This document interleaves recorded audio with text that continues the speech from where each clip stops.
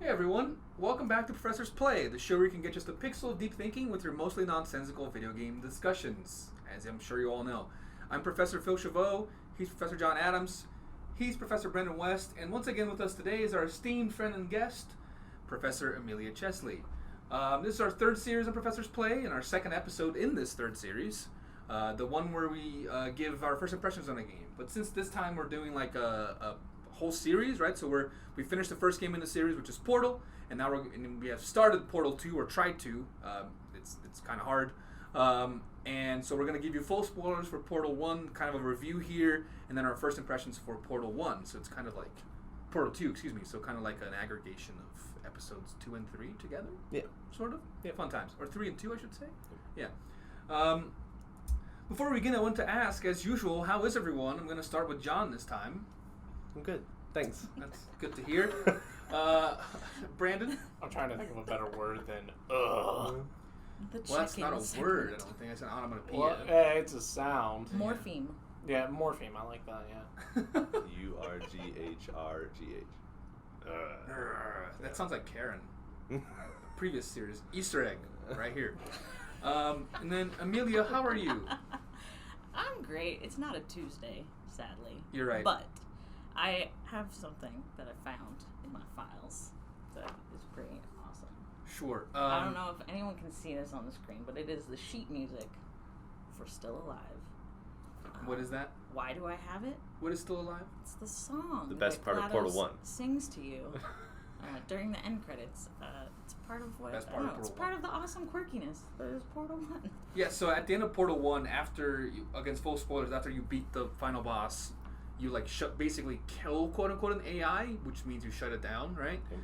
But then at the end, as the credits are rolling, there's a song that comes in, and it's GLaDOS, the boss, singing like, "I'm still alive. I'm still gonna be alive even when you're dead, because There's I'm a all sorts robot and you suck." Funny lyrics. I'm not even angry. I'm being so sincere right now. I would sing it if, I don't know, we had better acoustics or something. Oh, sure. Yeah, that's my excuses. No, I think I should learn on the piano someday. Anyone have a piano? I do. He does. Yeah. I have a piano. I'll come to and a your guitar. house and learn it on the piano properly. Amazing. And then we can record it as like a bonus episode. Commitment. Yeah, All your fans are going to clamor for that Yeah. for Yeah, years to come. That fan will be I mean, I really... think I do think it'll be good. I just don't want to be there when it happens. Because you hate the song that much? I don't hate the song. I It's thought that was traumatized clever. you? It didn't traumatize me. Don't know. It It was more. I just didn't like the GLaDOS character, so the song was like meant to me. But we'll talk about that. He's wrong. It's okay. Yeah, what People get me wrong. curmudgeons? I don't know. I mean, people are wrong all the time. Spoiled I'm wrong all the time. So, as a reminder of what we've done over the last couple of weeks before we've been slightly off the rails here. We have finished, or tried to finish, Portal 1 and started Portal 2, and we'll share with y'all today what worked for each of us. What didn't work, spoiler alert, more stuff didn't work for most of us. And our expectations for Portal 2. Yeah, thank you. We're going to put Howl the Mountain playing in the background of this. And that was an inside joke, sorry listeners and viewer. So a fair warning, because I think this is the first Professor's Play episode in which we may have some like legit disagreement, and also maybe mostly negative based on some of the stuff that I've talked to you guys before. That's okay. What I'm going to say, dissent is okay as long as it is done, with respect. Yeah. And the Constructively. proper way. Constructively, yes. And so we'll do our best to not, which is like what we do in teaching here, but we'll do our best to not be like, I don't like this because it sucks, because that's not. Try to give reasons. Yeah. We'll give reasons, Yeah. and we'll also use pixels of depth to explain the things that we don't like. Sure. Yeah. As is tradition. But you also don't need a reason not to like something. Agreed. You can just not like it. That's true. It can Sure, just that's not true. be for you. But we No. are I respectfully disagree. we are experts. Interesting. We are experts, so we should have reasons. But feelings also come into things, as we are aware. Yep. Why are feelings not a reason? Well, you're right. Feelings are also a reason, but Yeah. justifying the feelings That is what we have seems to do here. circular to me. Let's stop. Let's not. Well, But I yeah, mean, that's a separate Historically, philosophical discussion. we've separated sentimentalism from rationality, right? So, But why? But why? well, I mean, I tell my students when I teach composition that, like, you can't just ignore pathos. Like, You can't.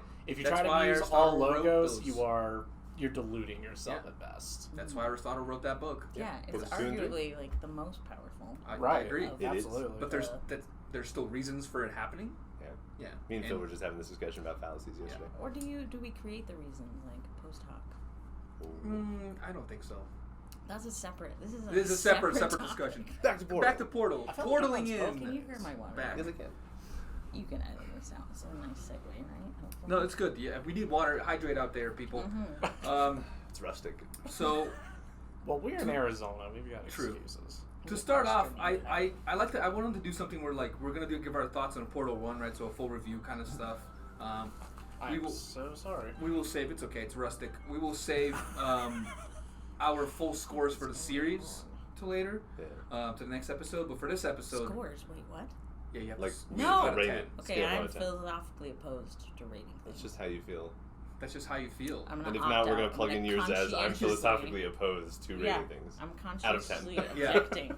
Okay, we can. To You ratings. don't have to It's give so them. interesting. This Why is are the you first wait, why are you consciously objecting? This is a separate issue.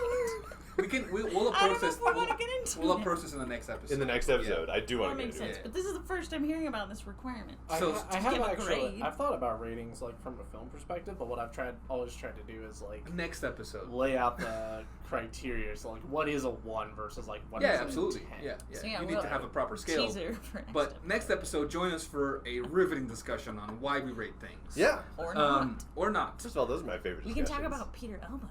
Unironically. Oh no. Unironically. It's interesting when you're so ironic with so many things that you have to say like, no, I am serious about I this. really love discussions Yeah. of taxonomies and ratings. That He is does. Okay. An honest So truth. back to Portal one Yeah, more why time. So to start off, I wanted us to share our thoughts on Portal 1, and I wanted to start with like a one-word expression that I think describes the game or our experience, right? So we'll take turns sharing that. And the reason I wanted to do this, because we haven't done this for past games, and the reason I wanted to do this for this game is because every time I thought about this game, there was just like one single feeling overcame me, and that is that this game, more than anything else, overstays its welcome. Everything about this game It's a bold statement. overstays its welcome. Even though this game is 3 hours long, this game overstays its welcome. If that. Yeah, I think So that's faster. I'm saying that because like I wrote this down. I was in a real feisty mood, which is quite something to achieve given that the game is at max 3 hours long. I put here the witty, and that's air quotes, listener, in case you're not viewing this, dialogue with the bad person, right, the villain of the game, the AI GLaDOS, the levels, the number of levels, the levels themselves, how long they went for, how long they didn't go for, the boss battle, name something, and I'll tell you it went on for too long, including the song at the end. How dare you? Everything went on too long. So sad. I think I would have enjoyed this if it was an hour. I mean, it is 6 pages of sheet music. Yes. Well, I didn't know that's a lot. I think I'm not saying you guys had the same reaction, but I think that Brandon and John had similar, although perhaps not as to this extent, experiences. So, John, your expression here for this was a monster movie progression. Yeah, so I felt like it actually was a very good horror movie. It was... I was very curious about this term because it's not like horror. Yeah, so like a really good monster Yeah, I get horror that. movie starts out and everything seems somewhat normal, somewhat okay, and then it gets Eerie, but okay. eerie, a little Yeah. off-putting, and then it gets slowly more uncanny, and then you figure out there is a monster, but they don't let you see it. And then at the very end, they sort of reveal it in all their glory. And like when you think about it, Portal follows this exact like if it was a werewolf movie, we would have all like started out in a cabin, looked around the Classic. cabin. There would have been strange noises, which in Portal is like the drawings on the walls.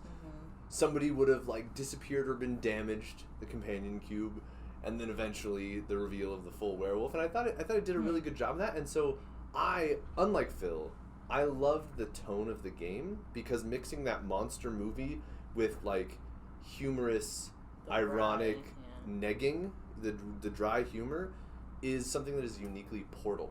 Like I don't think I've seen that outside of there's a few other like minor examples, but it's a very specific sort of tone, very specific feel, To be clear, I like the tone. I just think it took too long. I think it could have been an hour.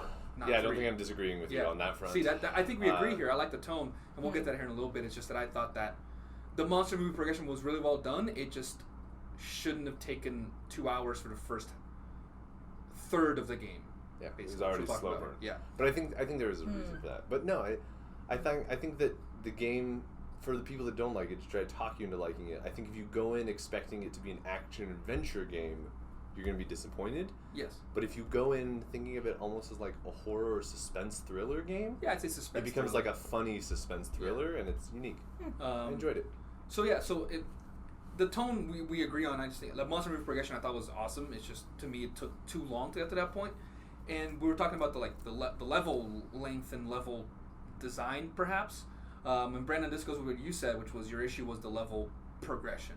Yeah, I thought that the difficulty curve for this game makes absolutely no sense at all. It's not a curve. Yeah, it's not even a curve. I don't even know what to describe it as. The L graph. Zigzaggy? Yeah, it's an L graph. Yeah, it's like, because levels like 1 through 10 feel mostly like children's puzzles, like something that like you would have your son play. Right. Yeah. And he probably has gotten that far. He's gotten to 14. See? Yeah, that's the first level. 14 is the first level which they like kick it up a notch, and then 15 is the first level that's like it is 4 times as long as the level before it. Right, and that's my thing. It's like there's no, it's not like a steady progression of like, you know, these ones are really easy, these ones are medium. It goes from like super easy to really, really freaking long all of the sudden. And so by the time I reached like level 18, I was just like, oh my god, when does this room end? Because I'd been conditioned to expect like real quick rooms. Yeah. Did you end up getting past level 18? No, I didn't. We'll talk about that. What was the expression I used in there? Gah. Yeah, it was. Yeah, Something. it was like, another onomatopoeia. Yeah, I asked Brendan for a single word or expression, I guess, and I guess I didn't define expression as words. It was he took advantage of that. We and can wrote, translate it to frustration. frustration. Look, I'm a horror film scholar, okay? Horror films are built on an excess of meaning. I gave an excess of meaning. I think that I agree with you. Part of that was my issue too, and that part of it was the overstaying its welcome, and that's why I put it in this category, because like levels 1 through 14, well, maybe the 1 through 13 feel like they don't even have to be there. Like I don't need 5 levels in the beginning to show me how to click the button to use the portal gun. I would need maybe 1. The first level, I like the first one. The very first one is really important. You put the cube on. The first level is then no portal gun. Where you understand how portals are working. You need Yeah, that no. one. I'm just saying, like, I don't need all 5 of those. No, just 1. I would have needed. I think it would have been okay if it was like from levels 1 through 14, use 3 of those, Yes. and then from levels 15 to 19, use 3 of those. So, like, which 3 did you pick? I mean, I didn't pick, but I'm just like it's just saying like based on what you learn, because then you get to the final boss battle and you use like 2 skills. Or could you combine those first 14? That's what I would do. You could. Because then the length would match better. Yeah, you could do that as well. You could combine instead of like the first level. Literally, the first level is you don't have a portal gun. You get into a room and it's like, you see that cube over there? Put on the button. You did it. I was like, yes, okay. That was 1 level, right? Which I like. I understand it being like that was something you said like it's witty. That's like you need help doing this because you're a dumb human kind of thing, right? But then after 14 levels of doing that, I'm like, we get it. I'm a dumb human. Can we do other stuff now? Not until you beat those 14 levels. Which again, it feels like a test, and we're going to talk about that here in a little bit. Chambers. Amelia had something different to say, though. She called it a lovely, quirky challenge, and I would like you to tell us about that, because as John said earlier, people can be wrong. What? No, I'm kidding. No, I respect your opinion, and I think it's It may be a lot of nostalgia talking for me. I'll be honest about that. That's I'm, fair, like, and that's attached to this game because it was interesting.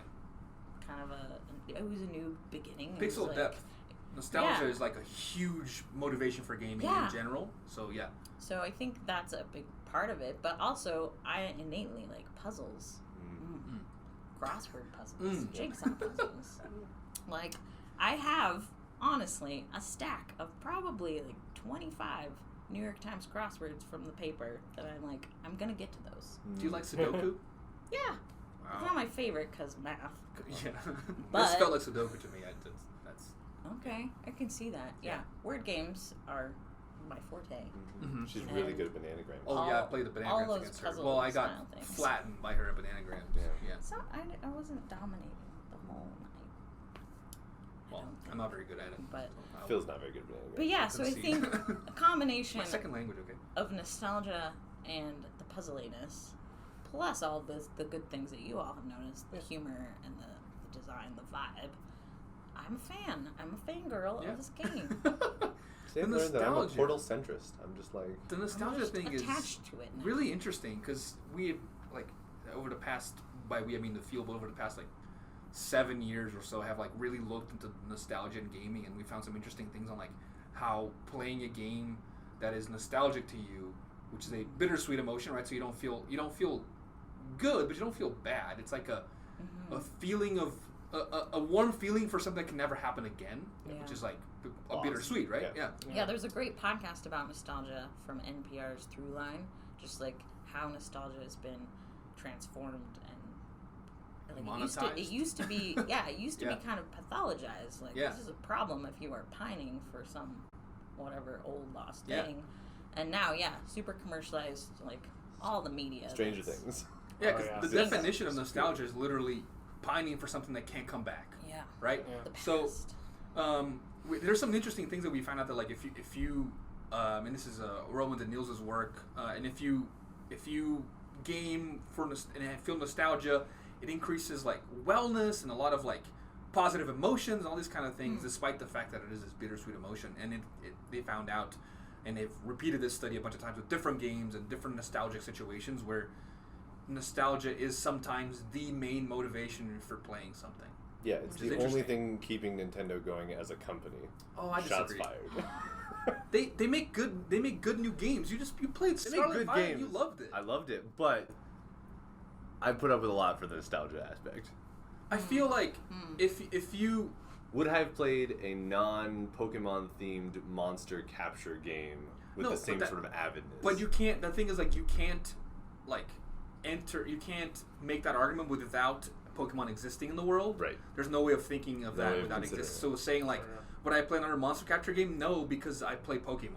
Well, so but it's they're not, kind of, I mean, they're kind of, it's like Summoner's War. I've never played it, I've never picked it up, but people go on and on about it. yeah, Big. but it still exists in a universe where Pokemon exists. I Yeah, mean, it does. Digimon doesn't exist in this universe anymore because Pokemon exists, basically. Because they crushed it. So it's hard to make that argument, but I see what you're saying. Like, if it was just a random IP, I probably wouldn't have put up with it. But it wasn't nostalgia necessarily that made me play it. It was the fact that I like Pokemon new and old. Yes. So it's not necessarily nostalgia, though it's cool to see some of the old stuff in there, but it's not why I played it. But Do y'all have I see like your point. comfort games? Like this is your game Oh yeah. when you're sad. Civ or- 5? Brandon just lives in Civ 5. Yeah, Civ 5. I've put in like probably 2,000. Would you say that hours. nostalgia is some of the reason you play, or just it just makes you feel good every time you play it? It's not, or do you think of like Both. when you were playing in Yeah. 2012 or whatever? Yeah, I think it has to be both. I've been playing it since 2011. Wow, I guess the number good for me. I was pretty close. Yeah. So are you like when you play it now? Do you think of like, oh man, I remember when I did this in 2015 or something, and it was great, and now you're doing it again? Or are you playing now without paying attention to what you've done in the past? By paying attention, I mean like emotionally. No, not, it's, like, it's, learning a, it's a from bit of both. You know, I've got like quite the history. I mean, it's kind of funny because like the way Civilization 5 works for our viewer out there is you spawn onto a map, right, and you build an empire, and there'll be a set number of other civilizations on the map for you to compete with. So the exact leaders you're competing against will vary by the game, right? And so in the game I'm playing right now, I've got Attila the Hun. Good guy. Right beside me. Right, so of course, I played the game enough that it's like I have a history with each of the leaders, and I actually have an emotional reaction. Personal history besides the history that they Exactly. Yeah. I have Interesting. I have a visceral reaction when certain leaders show up because I hate them so much. Like I had this one game where Siam. I played yeah. Siam is the worst. I played Ethiopia. I spawned next to Siam, and he spent the entire game attacking me while I was trying to sit there and win like a one city culture victory, which I did, just for the record. But like, at one point I thought it was a glitch in the game because this dude would he would go through the same cycle. He'd like declare war on me, lose an entire army. How's he raising these armies so fast? Exactly. Ask for peace, then declare war on me. Like it was like a 12 turn cycle. Wow. that the AI was stuck in. And it was like the most wacky thing. So every time I see Cyan, I'm like, I'm going to kill you. And every time I see Alex, I'm like, oh god, not this guy. Alexander the Great. Yeah, Alex. He's First name basis. Played it for so long. Yeah. he is Get your life he together. never shuts up, and he is a massive like dude bro aggressive frat boy. I mean, I by all hate him accounts. so much. I think I don't know if I have. I think like I've been playing Pokemon Let's Go Pikachu lately, and it's not necessarily a comfort game because it's new. But when again we're gonna get into, this is part of my research is like familiarity. How can I feel familiar with a game that's like objectively new? Right. Yeah. And there's a lot of stuff in there we can get into, but it reminds me of when I was playing Yellow, which is like the first Pokemon game I played, and there's a nostalgic aspect there, and I'm really enjoying Let's Go and the changes they made. Like I'm enjoying it, even though it's like a different type of Pokemon game. I think this is also a fun type of Pokemon game. So maybe that, but also Persona 5, I can just put that in and play for hours, and it makes me feel like myself. But I didn't play that until 2020, so it's not necessarily a nostalgic thing. John, what do you got? I don't have nostalgic games. Do you have a comfort game? No, I really love new experiences. I don't like to go back to old things. So yeah, this is what I was going to say, because I do not relate. I also don't to, watch like, movies. I also don't rewatch don't TV reread shows. things. I don't reread things. Yeah. Comfort doesn't necessarily have to be like a nostalgic thing, is what I'm saying. No. So, But it is It's a redoing. So there are series that I absolutely love, and the minute they come out, I have to buy them because it gives me a new experience with those same mechanics. But I don't go back and play the old games because half the reason I play is for the story, and as long as I still remember the story, it's not fun for me. Like, part of the story is the newness. So what would you say? So I can rewatch a movie if it's been like 15 years and I don't remember anything about the plot. But other than that, I'm not going back to I'm never a person that like sits down and For puts on a movie I've seen before. Yeah. I don't own DVDs because that seems because like you might nonsense. rewatch something because, but for comfort or nostalgia, you don't. But I what don't. about what would you describe? Why do you sometimes pick up your Switch and do a run of Hades? To find the next new things. But you've finished that. That's why I don't play Hades right now. Right now. I've dropped But it. if you do pick it up again, do you think there'll be like a nostalgia thing? Like I'm gonna do this one more time. No, it'd be like a high score motivator. It'd be me trying to be like, let me see if I can push myself a little further to do it a little better. Okay. Because the game itself, that game is like a skills-based game. But no, I almost never, and until I've almost forgotten the game completely, I don't play it again. Yeah, I don't really replay it. Persona 5 is an exception, and then like the Pokemon remakes. But yeah, I really found a good spot with Persona 5. I feel like I am the exact opposite of you two because, it's like, again, film scholar. Horror films are a ritualistic outpouring of negative emotions, right? Something I'm talking about with my students with this week. Video games are very much the same thing with me, where it's a ritual. So like the games I'm playing right now, Portal because of this. Yeah. And the Resident Evil 4 remake. Why? Because I played Resident Evil 4 when I was a kid. Oh, it's fantastic. Seriously, if you liked Resident Evil 4, you will love this game. Hey Capcom, give us money. Hashtag not sponsored. The only time I'll unironically use Other hashtag, Resident I Evils promise. are available. That is very New true. somehow. But like with Resident Evil 4, I'm playing it because it's a remake of a Resident Evil game that I'm very familiar with. If it was just like Resident Evil 8, I probably wouldn't have bought it.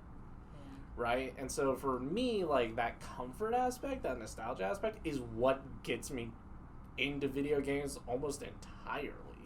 Yeah, it's like a mood management thing, and I was gonna bring this up later, where it's like mood management theory. It started off with like you're gonna watch something to make you feel better, and then it's changed into something like you're gonna watch something to achieve / match the mood you have right now, or achieve the mood you want, right? And part of that is you feel good or a specific way when you play Resident Evil 4.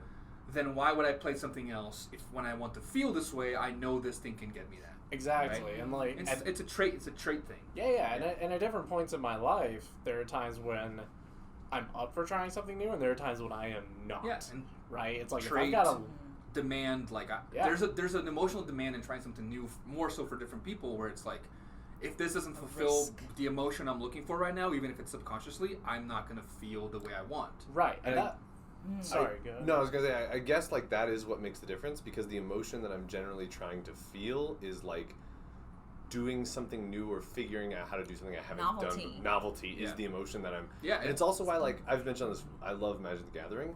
One of the things I love about it is that almost every game you play is like different, so you have to figure out the novelty every. You have no idea how the game is going to resolve itself until you get into it, and so it's that when I play an old game, that feeling isn't there. There's no novelty because I know what's coming next. I know what's around the turn. Well, you do I know what's how to going to happen in unlock Magic it. if I get 17 different +1/+1 vampires. But I don't, because I could draw something next turn that would solve that issue. Like, or my deck might actually This kick is off. what I like, should play sometimes. instead of poker to satisfy my need to see what other cards well, do. when I especially love playing, and this is weird for me, I love playing with like new decks. Like if a new pre-con set comes out, I love playing with all the brand new ones that I don't know what I'm going to draw the next. idea of exploration. Which is cool. I never repeated. I use yours, but I never repeated the deck. Yeah. So like, and that's like the fun is that like you're like, what am I going to draw? What do I do with these? And even the Magic format I like to play is Commander, which is a 100-card deck, which means you have to play every deck probably like 4 or 5 times before you've even drawn every card there. And so it makes it so that every game you might do something that you haven't done before. And once I get to the point, like Pokemon Snap, where I have done everything that could possibly be done in that game, it's dead to me. Yeah. It's take it outside in the shed. I'm very similar with media. I mean, I don't game a ton, so I don't know how much this transfers and applies to my gaming habits. But library books, like I don't own that many books because I don't want to read them again. I'm with you. And movies, like that's why I don't. There's like 3 movies that I will watch a second time on purpose. Interesting. And I'm thinking about this delicate ecosystem of like nostalgia and novelty and exploration and comfort and mood and I think part of that the delicate ecosystem is also, which I like that term, it's also informed by like familiarity, which is not nostalgia and it's not knowledge, right? It's somewhere in between, where it's I can pick up the new Pokemon game, and because I've played Pokemon before, I know that I have to throw a ball, and if I have a great ball, it has more odds of catching this Pokemon than a Pokeball, right? Without anyone telling me that. So the things that I'm familiar with are things that are the same between games, but the game itself is not the same. Yeah. So it's a familiarity with mechanics. It's a mental models of like expectations of things that are coming, and it's also guides my decisions on what I engage with and purchase. Right. So you're looking for new things, but you know things that might fulfill those things you're looking for. Well, and that's why sequels to games are like peak gaming for me. Yeah. Like it's as good as it gets for that exact reason. Because I know how to play, I know how to move within this world. There's not any base level confusion. But there's something new. But there's so much new stuff. And right? it's So like you're gonna love Portal 2, maybe. If you're, we're getting there. We're getting there. So like, it's the thing is like, if you, and I'm gonna use an example here, and that doesn't mean that this can't happen and it wouldn't be fun. But like, if you're a Resident Evil, Silent Hill, Phasmophobia, whatever fan, right? A horror game fan, okay? Suspense, all that kind of stuff. And you're like, well, I've played all of these and I can't find one I want to play. And I want a new experience. I'm going to play Kirby. That is any Kirby game, right? That's not... Why is Kirby the opposite of horror? It is. It is. It's just a pink ball. And although Kirby does some horrible things, especially to a tree. If you haven't seen Kirby, he hates that tree. They hate that tree. But the thing that I'm saying here is that, like, even though you're not looking for the same experiences, what informs you is your familiarity of things that you know in the past have worked. Could be genre conventions, although genre in video games is very, very complicated, as we've talked about before, because you have, like, 7 definers for a single genre sometimes. But for sure, there are things that we latch onto that help us, like, oh, I'm going to like this thing because it has this one actress that I like, or this actor that I like, or this author, right? There are things that we latch onto that help us make decisions, even if it's not a remake or a comfort thing from the past, that still bring us a level of comfort. Well, it raises the percentage chances that I will like this thing while not knowing anything about that thing, right? Preserving the newness. The newness. Yes. But lowering the risk of... What a great discussion. Portal. I know. Good stuff. Yeah, we're still this is the best part of Portal right here. This is our first discussion of nostalgia. Yep. So let's see here. So let's move on to what worked in this game for us. And I have a group that's in. I'm going to say word. Yeah, but in groups.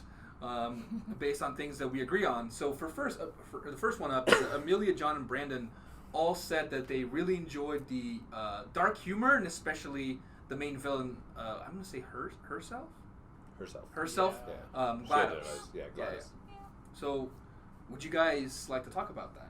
Why did you enjoy it? Why did you enjoy GLaDOS? What was that like? Tell us a little bit more about it. So, my sense of humor is a binary. It wavers between like extremely goofy, he can attest, to also extremely dry. And this game is on the extremely dry side. But also kind of goofy. That's goofy. fair, yeah.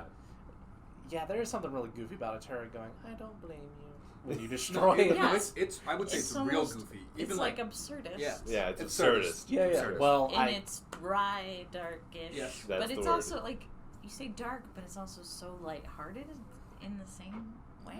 yeah, it, Like, that's why when you say horror game, I'm like, but it's so I would like, say more thriller, but Yeah. there are some parts, especially when you clear the final level and you think you cleared the final level, and then you have a million parts of the factory to go through before you get to GLaDOS, which real again game. takes forever. I had totally forgotten about that part. But there are some When I cool played parts it. where you're like in the offices and you see the levels you've been through before, right? Because they're windows, but those offices are desolate. They're derelict. They're like just there's Like no, a zombie there's a film. zombie thing. Backing it up. And as you're walking through these things, like lights are going off and like it's Flickering. first person, and at some points, GLaDOS will like say something actually menacing, and you're like, oh, I'm actually kind of scared right now, right? Because you don't know when you're gonna find her, and then you do, and it's dumb. But yeah. Anyway, sorry, Yeah, I'm sorry yeah. to bring you guys down. Keep going. She's cool though for a disembodied voice. Like, what a character. yeah. Yeah, especially the fact sure. that like we don't see her until the very end, and yet she is a villain whose name I like remember innately, right? And I don't think I'll forget it. Like, who's the main villain in Halo? I never played Halo. Yeah, It's a exactly. bunch Well, of aliens, What? I right? never played. Well, How's there's that quite the a, exact- there are quite a few. Okay, that's actually not a fair question because the main villain in Halo varies. I mean, it starts like up through Halo 3. The main villain. let's say Halo is 1. The Covenant. Halo 1. The Covenant. Yeah, the Covenant as an entity, right? Yeah, yeah.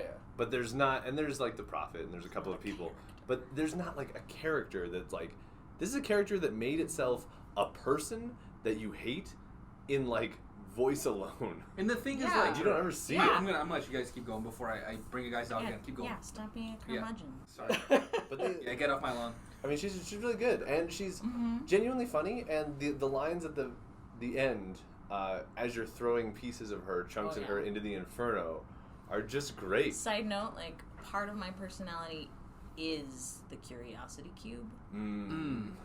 Like, The one that falls off and it's like, oh, what is this? What is What is this? that? What's What is that? that? What are we doing what's here? in here? Yeah, I like that one. It's like, what's in here? I That's- like that one. That is my inner child. Yeah. So The entire companion cube dialogue, where she's like, "Take it, love it, be one with it. You will never be separated for it." Now I've killed it. yeah, I think so. I'm like, we're getting into the part that like we all agree about the tone. The thing that I don't that doesn't vibe with me is like the petty AI trope, and that's not my thing. Like, I don't hate her because she's like hateable. I hate her because I don't like this type of character. Negging. Can you Yeah. say more about that? Yeah, I what is guess. wrong with petty AIs? Well, I kind of want you to like give an example. Like, how is she petty, and then like, what's wrong with pettiness? Well, I don't think the difference to me is like John said, like you create a character that you love to hate based on voice, which I don't disagree, Okay. but it's not why I hate her. I hate her because I think this character is overused. It goes on for too long, and I think the pettiness is like, why is an AI this petty? That doesn't make any sense programming wise. That you would do this. So why?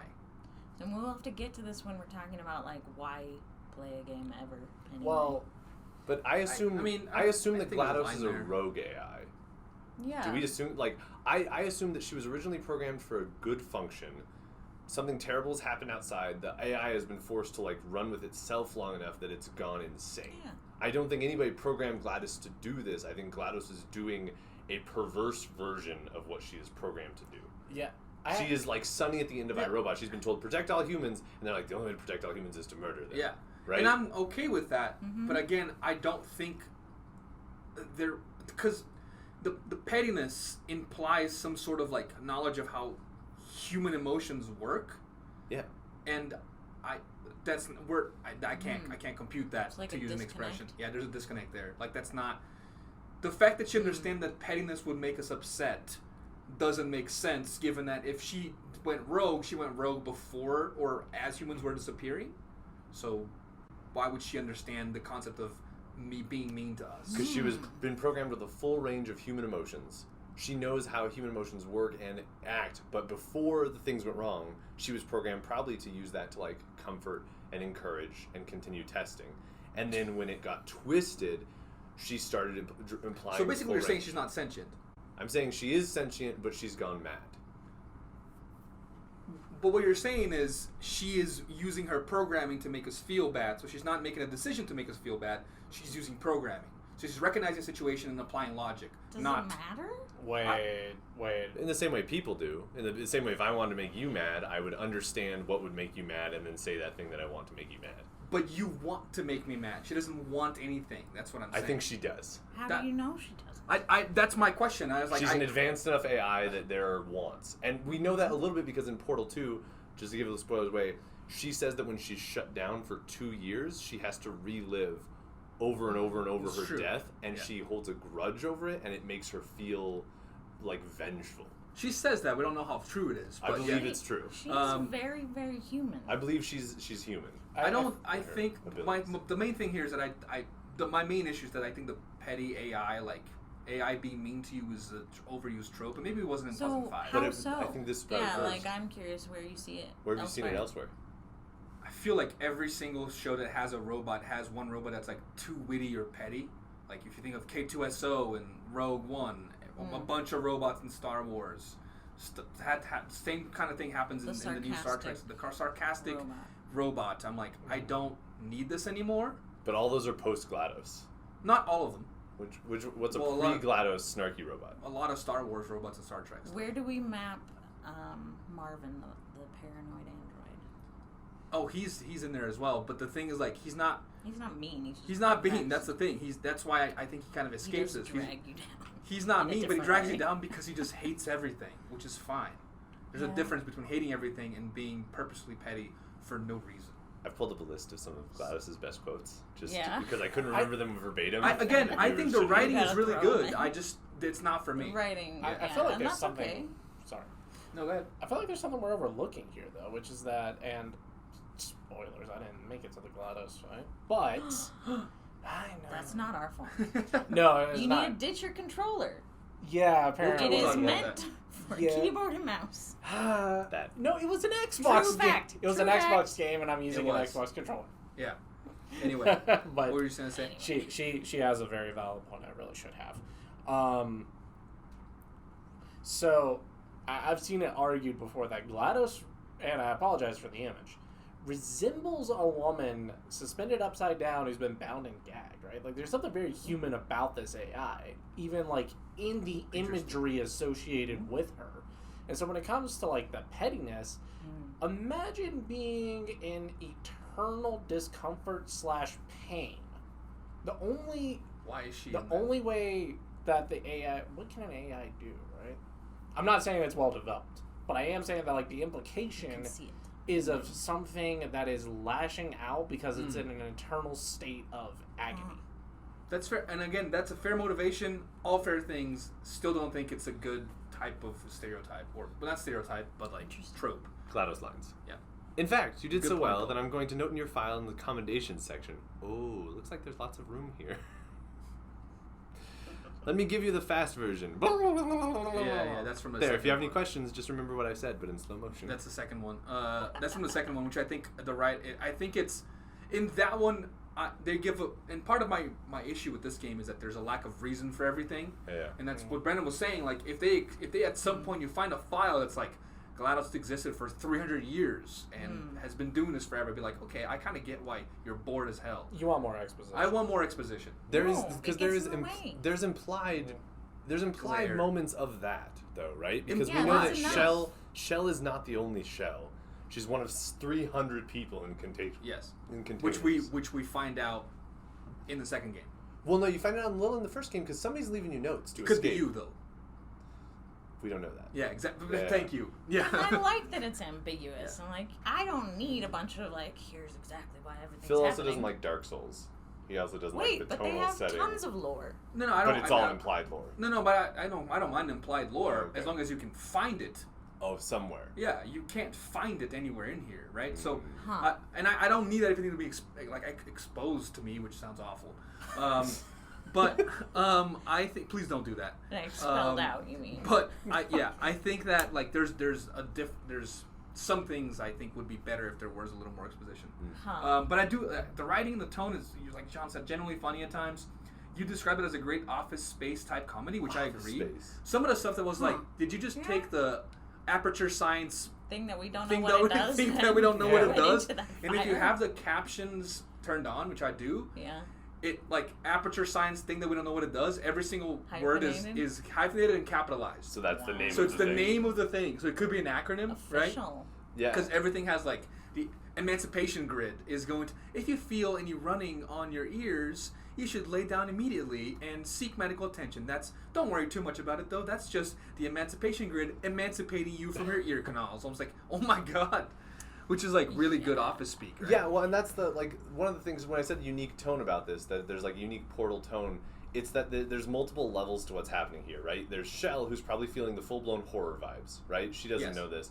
But then there's us, who gets this horror vibes, but the horror vibes are a commentary on like like American corporate policies and how they will. I mean, their logo is Aperture Science. We do what we must because we can. Yeah. And that Yeah. really sums up the tone of the game, and it's a unique tone that you see in Office Space, or you see. Have you seen Better Off Ted? I've It's a seen short, parts like of it, 2 yeah. season. Yeah. Sounds familiar. Great, really funny. Got canceled way too early. Funny little show about corporate politics. Yeah, I think, and that's something that I thought Yeah. was unique and amazing as well. So I was like, this is after like a couple of rooms, I was like, wow, this is some real dry like commentary on what we do every day. All the time. Yeah, And which is it's- basically going into a room, doing some tests. We don't know the results, and we get out. Yep. Yeah, and it's interesting. I don't know if you get a sense that they're like doing it for money, but they probably are because capitalism. But it's more like because we can. The scientists must find out all the answers. We do get the money, like to get throw out the ethics, throw But, out I think whatever. both. I think it's both. Because there's a projector in one of the side rooms that Yeah, compares their profits to competition. BlackRock. So I think Black Mesa. Black Mesa, So I yeah. think it's BlackRock, a real company. Oof. Ooh, well, Black probably Mesa. similar. Yeah. I think it's both. I think it's like something wrong happened here because the scientists got too ambitious. Yeah. But part of it was because profit as well. Yeah, so which I think is Jurassic true. Park style. Jurassic Park. Jurassic It's Park. very. Do things. Jurassic Park, but clever. If Jurassic Park was a comedy, we'd have very similar tones. Yeah, I think so. Yeah. Huh. And then, but with that, they create this great Office Space type. Like, I'm not gonna. Comedy is the right word, but it's more like dry, and like it's funny because it's sad. Funny because it's Yeah. sad. And And then, true. but also they also nail like the eerie and creepy vibe, especially when you leave like the actual testing rooms, because you're in the back room of this facility, and up until this point, all you've seen is pristine white, and you get to the back rooms, and it's like things are Grimy, falling rusted. apart. It's grimy. Somebody like, scribbled with scribbled blood on the wall. Yeah, Yeah, it's not great. And GLaDOS is like, I can't see you right now, which means that like you are literally in the backstage, right? So if you want to The bowels. grades like invoke some like Goffman. At this point, you're like seeing things you're not supposed to be seeing, which they do really well as well. Well, and that's kind of. Behind the curtain. Yeah. And it's like those levels are much more violent, actively violent to Yes. you. Everything else, I mean, the robots are. Yeah, but they're like But- they're actively violent because it's a factory with things moving around, right? It's not like placed. Yeah, so we talked about this, but I thought that those levels were way better designed than the tests themselves because they felt more natural because it's just a natural environment. Well, and that's the thing. Like Amelia was saying earlier, this game feels bright and cheery and like happy when you start, but it's that false bright cheeriness of like a dentist's office. Yes. Yeah, Right? Yeah, it's perfect. That's perfect. Right? Where torture is Nothing happening. Where against torture is happening behind the doors. and the Nothing walls. against dentists. We all need it. We just none of us love going. Right. I'm gonna say I that. don't I'm mind gonna a say that. dentist. I'm gonna. Clean Do you, teeth? do you love going? I love after. Okay. See, that's not love going though. I also love After Portal because I'm done with it. So. Okay. You know, I think the torture angle brings me back to like what you said earlier, Amelia, about like the absurdism of the game. And now I'm wondering, is Portal 1 giant, like, basically Hades, right? Like you work your way down into the bowels of hell and then back up Yeah, out of it, right? And it's all like one giant metaphor for the absurdity of existence. See, this Kinda is what is. happens when you're brainstorming a book on absurdism and we start... No, it is though. I Portal's was a thinking, great absurdist and, game. well, and they made GLaDOS makes a reference to like, remember Android Hell is real and you can be there, and you're like, wait, am I in there? No, now? and you are in there, yeah. Yeah. So it's like interesting to think about. So it's like her given- purpose as well. Go ahead. Given the absurdism and as part of its charm, like, does that preclude the need for like explanations and reasons and like motives for any of this? Would the reasons ruin the absurdity? Yes, that's my question. I don't think so. If the reasons were like, again, implied lore, or if it wasn't like someone telling you to her face like, oh, she's petty because she's been here for 300 years and the programming got malfunctioned. I was like, oh, that makes sense, right? Phil just needs one file on a desk. you're in a telling- back you're room to telling read. me Wonder this. if it exists. If you're showing me this, I checked every file I found. Oh, did Okay, you? have So- you ever heard of an ontological mystery? No. So it's a genre of film in which characters usually like wake up in an area and they're like, "Wait, how did we get here?" Well, like right? the Mario movie. Yeah. I don't know. I haven't seen it, and don't plan to. Well, like one of the quintessential examples is a movie that I really enjoy, which is Cube, right? And Cube is it's a nihilistic movie, you know, and there's a character who is a nihilist who just straight up says that, like, why are we in this gigantic cube that seems to be designed to kill and torture us? And one of the characters says, because they built the thing, and so now they have to use it, or they have to admit that it's pointless, right? So it is all pointless, and it kind of, I feel like... And I think that's part of the commentary here, too. Yeah, I feel like that's the same thing with Portal, right? It's like, it's all the pointlessness. Why are you doing tests? And again, so that you can do tests. So you can Got all of Right. this. It's my problem is with the way that the character itself developed into that. And Sure. I just want to know a little more. Like, I need the pixel in there. Like to justify it all. Not necessarily at all, but just like because GLaDOS might be doing this because she's bored, and I'm fine with that. But we never actually. It's implied sometimes. Sometimes it's not because like everyone else is still alive at that point, right? Well, and 'Cause- GLaDOS is lying to you, so any lines you get from her are unreliable. And then when you get out in the very end, the world seems normal. There's cars. Sunshine. There's sunshine. The aperture science like little what's that called when you like the gate you drive through to get into the facility. Doesn't look like it's been like corrupted or like it looks like a normal gate, right? So compared to like what you see in the second game, which is like things have really fallen to disarray. Post-apocalyptic. Yeah, exactly. ruin. So going into a little more things that we loved, by we I mean only Amelia. She said the engaging Fangirl. puzzles, and she said sometimes easy, sometimes complicated, sometimes short, sometimes long. The variability added to the challenge and fun.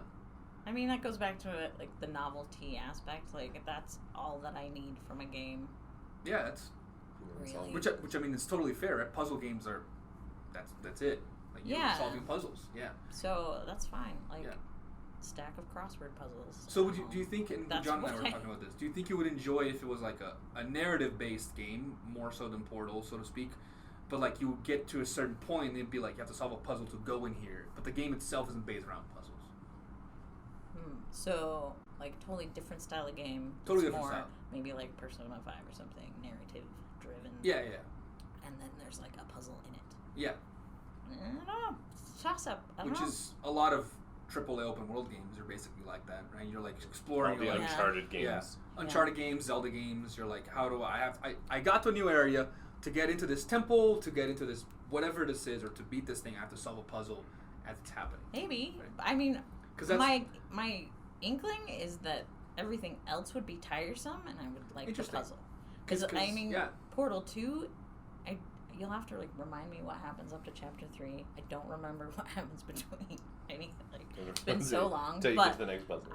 I'm in chapter 2 on my most recent playthrough, and the cutscenes and like I'm like, stop! I just want to solve a puzzle. This is really like, stop it. Really interesting. I was listening to the podcast this morning where it's beyond from IGN. It's the PlayStation podcast. And the guy's talking about like when I was younger, I was like, oh my god, a cutscene! Shut up, everyone! I gotta watch this. And now I'm like, cutscene. Skip. Let me play the game. I know. And it's like really interesting because I Yeah. am not like that at all. But I was asking that because I was wondering if you'd like a Zelda or an Uncharted because the whole game is walking around until you find a puzzle.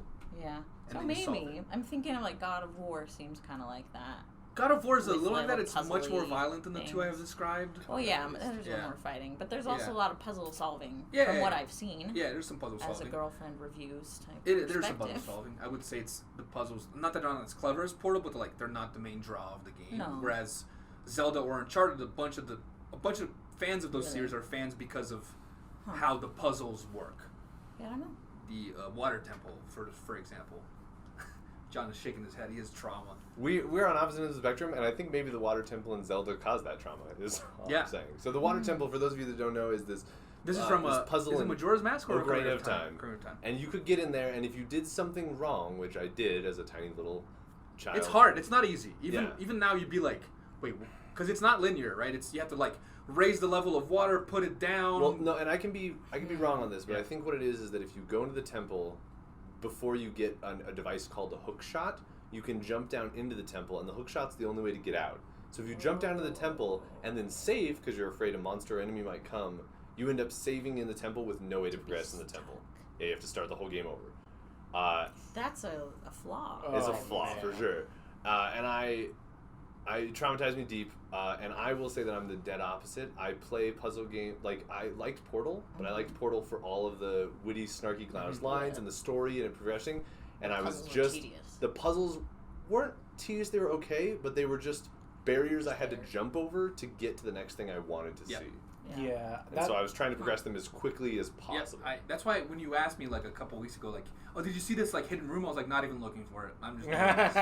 Yeah, because I don't care about anything else. I just need to get this done. Basically. See, and I really cared about the hidden rooms because the hidden rooms were little breaks in the puzzles where I was like, oh, there's more here. There's something Yeah. beyond Let's figure out what's going on here. And I will say that said, because I said when I went in puzzle games and everything, I think Portal is such a unique mechanic that I had more fun with it than if Portal was like the same game but with crossword puzzles in between. Oh man, yeah, that would absolutely that would be maybe one of the worst games I could imagine. Would you enjoy it? I think Amelia would enjoy it though.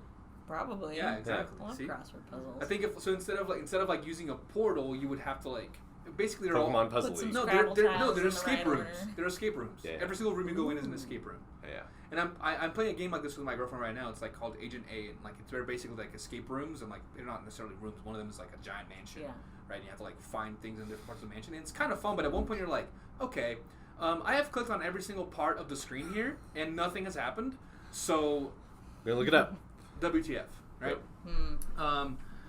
So we're me and Amelia are different sides of this. I think I'm somewhere in spectrum. between there because I enjoy some puzzles, but I need other stuff. And if the game is puzzles, but not other, like even if there's a little narrative, but the game is mostly puzzles, I'm not. That's not for me either. But that's why we're trying to we're talking about nostalgia. We're giving you reasoning for level design and length, and then also talking about the good things like the wittiness and stuff like that. Because it's not just I don't like this. It's more of like here's the things that I think we could improve on. But I'm just cool, like puzzles for their own sake. Give them to me. I respect that. I respect that. My respect for that is up here. Yeah. Like your I ability to can't do do it. that. Because I can't do it. Yeah. My tiny child, 5-year-old ADHD brain will not allow for that. And I'm with you, and I do have ADHD, so that's part of the problem, especially with like the levels in Portal getting so long. But yeah, I'm the exact same way as John when it comes to puzzles. Like Resident Evil 4 has puzzles. The puzzles to me are just the obstacle to get to the thing I want. Boss fight. Which in my case is the next horde of zombies I get to shoot. Right. Constructive. Interesting. I would not want to. Yeah. Right, yeah. I it's don't want to like- get to that. You're It's like, I want to do very the puzzle. opposite So you for guys sure. should play together, do the puzzle. Becomes Oh, the yeah. perfect The Voltron of video gaming. I puzzle, would, hand the Maybe. controller over, kill zombies, puzzle. I would be very happy with that arrangement, I will say. So we talked about the level design a little in the progression. I think John, Brandon, and I agree that it's kind of strange. We talked about like combine maybe levels 1 through 14 and like remove a couple of rooms. That might work. Someday they might remake Portal. Like that's what happens to old games. That's what happens right? to old Honestly, games. I'm surprised they haven't yet. Old games Right? I think get remade. getting the Criterion like remastered, like not remastered, but like they had to tweak some stuff to make it work on different systems now. Well, yeah. That might be the closest thing we get until like for another few years. But Sorry, that just like. and they hit have me. they added bonus stuff too, like commentary. The director's commentary is brilliant. Yeah. Really. So we talked about. So this is something that Amelia brought up that didn't necessarily work, and Brandon brought this too, and I kind of agree. Where like I disagree in the wording, but I think it's the same spirit. So like Amelia and Brandon mentioned the difficulty here of like sometimes you know what you have to do, you just can't. Yes. And my thing here was that the puzzles are obtuse sometimes. So, like the skills you learn sometimes don't actually apply later. It's like one of them you have to like get a ball from one room 7 rooms later, basically with one portal, and you can't really see what you're doing because you have to run to the other room or something. Or it's the one where like you have to like shoot yourself through a portal and then through a portal again in the ground and then go over. That takes some Love it. coordination. Which takes coordination. My favorite part of the game. And I'm cool Aiming with. is like the hardest part. The problem I had with that was that sometimes it's dexterity and sometimes it's because the mechanics are shoddy. Like the physics are shoddy in this game, and I talked about this before. Where like if you grab a companion cube with your little gun and you put it on top of another cube, in real life they would just sit on top of each other. In this game, they like glitch onto each other and like run out. And then if you're trying to use that as some sort of barrier against a turret, you get shot immediately, and that happened several times.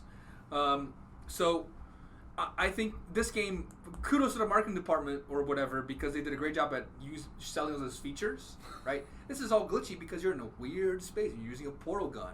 No, really, it's because there's a lot of like bad physics in here. Which I mean, 05, small team, that happens. But at the same time, I'm like, man, this is not fun to play because everything keeps glitching out on me. I wonder if this is partly an attitude thing. We talked about this last time a little bit. Like, if you approach everything as like you're just here to have fun, build Minecraft tower or whatever. Or for me, like the puzzle is its own reward. I don't know. Yeah, I was going to bring this up. This is a nice segue. But that would contribute to Phil's point about the. Did he have a bad attitude the whole time? Yeah, I think he did. But in his defense, I do think he had a bad attitude the whole time. I have a bad attitude, period. And that just But colored your whole If you look at my file that GLaDOS made, it says bad attitude. In his defense, the game does set this up as a test, and so it formulates a bad attitude environment. Because think of all the times in your life where you had to take stressful, high stakes tests where you could die. What? And then ask yourself if that was like you thought you would die, like the SAT. No, I was imagining the GRE, but then Like you the GRE, added that, and I was like, yeah, what? I put this here. To me, this felt like taking the GRE or the SAT, which, like, sure, the questions are engaging, like they're fun to think about, so to speak, but it's not something I would rather be doing almost anything else. Right. Because there is a high stake. Well, I mean, there's not high stakes to in real Portal, life. the game. And I think neither necessarily, but like it depends on what you're trying to accomplish. But like I think that's part of the issue with this game to me is that if I don't have a reason to clear this puzzle, I'm doing it because I agreed to do it with my friends, not because of I want to get out of here. And you talked about the fun thing and lack of rewards, and sometimes we don't engage things because they're not fun, and you have other feelings that come out of it, right? So you get like sadness or awe or all this kind of stuff. A game, I would argue that a game that is at some point it should, even if it's not fun, like let's say Resident Evil is not fun because they're like getting chased by zombies, but turning around and shooting zombies is still fun. Right? It's still like the mechanics still work, everything still makes sense. You still want to keep coming back and playing it. I have no reason to come back to play this because I didn't have fun with the mechanics themselves. And the way the rooms are set up, it's like this is a test for you, so it won't be fun. And lo and behold, it's not. Because it feels too much like a test. So like realism here is, sure, I get this is a test, but I should still, not Shell, but me as a player, not my avatar, should still be enjoying this experience on some level. I don't mean just like enjoying as in like fun. I could be enjoying as in like intellectually being stimulated, which I didn't feel like I was, and stuff like that. So if we were fixing Portal for Phil and we were like, we're gonna make a Portal game just for me. Just for me. Gabe Newell, you better be listening to this. We would set it more in. We still need containers because we can't program that well in 2005. But we would set it like in a space station, and we would say we would have a friendly robot who's like, all right, in order to get you out of this, a Wheatley, in order to get you out of this spaceship, we need to work together. Here's a gun, far less levels, but you're going to have to portal between the spaceship, and we would do like 0G weirdness to explain why the spaceship was laid out differently. And it would automatically, hopefully, I think it'd be better. Feel less like a test. Still a puzzle game. You can't escape a puzzle game. It feels less like a test. Yeah. I think part of it is because it feels like a test because they tell you it's a test and they're like, we're going to put you in literally a test chamber. And you're going to fail. And you're going to fail. I always good at taking tests, so but maybe I don't have the same. I mean, again, I was also decently good, but I would be rather doing something else. And then part of that is that, and we talked about this, do we need rewards in games? So what you talked about, like, yeah. is solving the puzzle its own reward. So would you like to talk about that a little Yeah, bit more? because for me in Portal, it is like same with the crossword puzzle. No one's given me a gold star for that. No one, So glad you brought no that one up. cares that I'm like 100% completing this year's New York Times crossword puzzle. Maybe Freaking they Gen should. Zers My need their point gold is- stars to be happy with My their point is maybe they should. puzzles. I should. just So, like like- doing it, and like even like you mentioned last week, you get stuck on a puzzle and you hate that you have to just like wait and come back to it later. Yeah. I do that with the crossword puzzle. I get stuck and then I set it down, and tomorrow, yesterday, I whatever respect day, that. I'll go back and we're like, respect oh, for Amelia then is it's through then the it's roof. really Through the roof. easy, and I finish it. Hurrah! And I guess I just like that. Yeah, so that's intrinsic motivation almost, right? But Yeah, and I was like that in school as well with Yeah. tests, and like the GRE was stressful, but yeah, there's just an interesting thought of like there's a former video game scholar of now like developer scholar author TED speaker named Jay McGonigal, and she has a book called Reality is Broken. How video games do reality better than games or better than real life or whatever. It's like the subtitle, something like I that. think I've heard of that. But it's basically McGonigal talks about how games do reality better because when we do things in games, even if they're like a small thing, we get a reward. And I don't mean a reward like points. It might just be Gold or like whatever. Yeah. you accomplish something and you get a little reward. There's Or a now you get to feedback there's a loop. feedback loop. You got to go to the second part. In real life, like you said, Amelia, nobody cares if you complete that puzzle. But I get warm fuzzies from it, That's the thing. It's an intrinsic motivation thing, right? In game, so I intrinsic feel accomplished, and Yeah. you feel accomplished-ish. Yeah. Getting all through all these puzzles, even if they're Absolutely. short and silly or hard and frustrating. And my argument is that it, video like, games, checks a box. that's not an expectation we have associated with video games. Who's Being we? intrinsically rewarding. Who's we? Audiences in general. We're like, See, if we, that's silly. part of mental models for games are I will finish something and I will get a reward. And even if the reward is like a stupid trophy or like you beat this boss, and the reward could be you feel good, right? But that's maybe at the end of the game instead of when you beat every level, you're like, oh, you just did this. Guess what? You get another one. May Does I that- just... Right? Sorry, may I just Yes. interject really fast and say that? Please do. Stupid trophy sounds like something GLaDOS would give you in Portal. I would love that. Sorry. Amelia, I didn't Yeah, mean I to would love a stupid trophy. This is a stupid trophy. Yeah, You well, give it to no, the now stupid I'm people. just thinking about, because, like, all the points and the trophies, the gold in your video game, like, how is that? That's not real either? It's not any more intrinsically It's- Is meaningful. it there? It's not Is there like intrinsically a meaningful, it's- social construction to it, like a sense of other people will recognize that I was good at this? Not other people necessarily. It's an explicit thing that the game is saying you did well. Keep going. It's Yeah. a dopamine It's a hit, dopamine, right? Like it's like a little compliment. It's an or extrinsic, explicit something thing, right? happening. Whereas intrinsic is like, I solved this puzzle, good for me, I feel good, I'm going to solve another one. My problem with that in Portal is that it never felt good solving the puzzle because my reward was another puzzle, getting berated by GLaDOS, and then also taking too long. So, and the main thing for me is that when we talked about this with one of I'm teaching a class on like telling stories of the games, and a couple of the games had like pretty good writing and stuff, but it never was clear what I was trying to do as a player. Like, what is the end goal here? What am I trying to do? And until you get to the level where there's literal fire about to kill you, you're like, I should escape this because this is weird, but like, what is my raison d'etre here? Like, why am I trying to escape this thing? Because it's a game. You know what? Amelia's kind of winning me over here. I think. Why do you play any game? Because none of it matters. Yeah, there's Well, an that's not- argument that like Portal is a pure form of Nihilist. gaming here. That Portal doesn't have to use these tricks and tips and like little gold and Little carrots. happy little carrots because it's a good enough game. I would argue that to that's stand not, on its own that's not merits. the pure form of gaming. Pure form of gaming. It's not though. If you like go back to Galaga, you have a reward, a high score. a high score. Yeah. So and again, I sound like I need rewards, and that's not necessarily it. The game itself could be rewarding. My problem with Portal is that the game itself wasn't rewarding Didn't because feel I that way. never knew what I was going towards Yeah. until I got out of the levels, and I was like, oh, this is a bad place. But I had no information on like, okay, so what is like. Again, we escape the space station, fix as much of. So the Maybe. second half of it was a little more rewarding. Oh, because absolutely. of I still think that took a little longer. Yeah. Took a little longer than I wanted to. But like as soon as I got out of the levels built to test me, and I was in levels that were still built to test me by developers. You're like, all right, kill GLaDOS. And I was like, okay, I'm out here. It feels natural that, oh, wait, how do I get up there? Oh, I can shoot a portal here and a portal here. But before it was like, okay, they want me to do this. And then that one it was more like, I'm doing this, which of course, untrue because developers are still putting everything together. It's all constructed. But in the first half, it feels like developers making GLaDOS make a test, and you're trying to clear a test for GLaDOS, not for yourself.